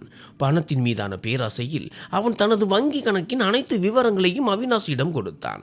அவனது ரகசிய குறியீடு உட்பட அனைத்தும் எங்களுக்கு தெரிந்ததால் அவினாஷ் ஒரே நேரத்தில் அவனது வங்கி கணக்கை முழுவதுமாக துடைத்து விட்டான். டினாவை ராகுல் குருட்டுத்தனமாக நம்பியதன் விளைவு அவன் ஒரே நொடியில் பிச்சைக்காரனானான். அடுத்த நாள் ராகுலின் கணக்காளர் அவனிடம் வந்தபோதுதான் உண்மை வெளிச்சத்திற்கு வந்தது. ராகுல் அதிர்ச்சியில் உறைந்து போனான். அவன் ஆத்திரத்துடன் அவினாஷிடம் வந்தபோது அவினாஷ் தனது சுயரூபத்தை காட்டினான். நானும் என் மாறுவேடத்தை கலைத்தேன். என்னை பார்த்த ராகுலின் காலடியில் இருந்த தரையே நழுவியது. நீ எங்கே எப்படி வந்தாய் என்று அவன் மிரட்சியுடன் கேட்டான். நான் அவன் கன்னத்தில் ஓங்கி ஒரு அறை விட்டேன். என்னை அங்கே சாவதற்கு விட்டு வந்தாயே. உன்னை போன்ற ஒரு தரம் தாழ்ந்த மனிதனை நான் என் வாழ்க்கையிலேயே பார்த்ததில்லை. நான் வாழ்நாள் முழுவதும் சிறையில் அழிந்து போவேன். நீ எங்கே சொகுசாக வாழ்வாய் என்று நினைத்தாயா என்று கேட்டேன். இல்லை மிஸ்டர் ராகுல், அது உன்னுடைய அறியாமை. இன்று அவினாஷ் இல்லை என்றால் என்னால் இங்கே நின்றிருக்க முடியாது. நீ என் கையில் கொடுக்க நினைத்த திருவோடு இன்று உன் கைக்கு வந்துவிட்டது என்றேன். ராகுல் ஆத்திரத்தில் என் கழுத்தை நெரிக்க வந்தான். ஆனால் அவினாஷ் அவனை அடித்து துவம்சம் செய்தான். அவன் வலியால் துடித்தான். அவினாஷ் சொன்னான், நீ மற்றவர்களுக்கு துரோகம் செய்த போது உனக்கு மிகவும் சந்தோஷமாக இருந்தது அல்லவா? இப்போது அதே துரோகம் உனக்கு நடந்தபோது வலிக்கிறதா? உன்னை இவ்வளவு நேசித்த ஒரு பழைய தோழிக்கு துரோகம் செய்ய உனக்கு வெட்கமாக இல்லையா? உன்னை இவ்வளவு நம்பிய ஒருத்தியை ஏமாற்ற உனக்கு எப்படி மனது வந்தது என்று அவினாஷ் கேட்டான். ராகுல் ஆத்திரத்தில், நான் உங்கள் இருவரையும் சும்மா விட மாட்டேன். உங்கள் மேல் மோசடி வழக்கு தொடருவேன் என்று கத்தினான். அதற்கு அவினாஷ், தாராளமாக செய். அப்போது நீ எப்படி ரியாவை ஏமாற்றி சொத்துக்களை பறித்தாய் என்ற உண்மையும் சட்டத்திற்கு தெரியும் என்றான். இதை கேட்டதும் ராகுல் மௌனமானான். தான் விரித்த வலையிலேயே தான் சிக்கிக் கொண்டதை அவன் உணர்ந்தான். நான் அவினாஷிடம் அங்கிருந்து வெளியேறினேன். எனக்கு இழந்த சொத்துக்கள் கிடைத்தது மட்டுமல்லாமல் இப்போது ராகுலின் சொத்துக்களும் பணமும் கூட என் வசமாகி இருந்தன. அவினாஷ் என்னிடம், என் கடமையை நான் முடித்து விட்டேன், நான் கிளம்புகிறேன் என்றான். நான் உடனடியாக அவினாஷின் கைகளை பற்றி கொண்டு அவன் முன்னால் மண்டியிட்டு மன்னிப்பு கேட்டேன். உன் உண்மையான காதலை அடையாளம் காண தவறியது என் மிகப்பெரிய பிழை. தயவு செய்து என்னை விட்டு போகாதே. இப்போது நானும் உன்னை நேசிக்கிறேன் என்றேன். இதை கேட்டதும் அவினாஷின் கண்களில் ஆனந்த கண்ணீர் வழிந்தது. அவன் என்னை அன்போடு தழுவி கொண்டான். பிறகு நாங்கள் இருவரும் திருமணம் செய்து கொண்டோம். இன்று நான் அவினாஷுடன் மிகவும் நிம்மதியான ஒரு வாழ்க்கையை வாழ்ந்து வருகிறேன். நன்றி.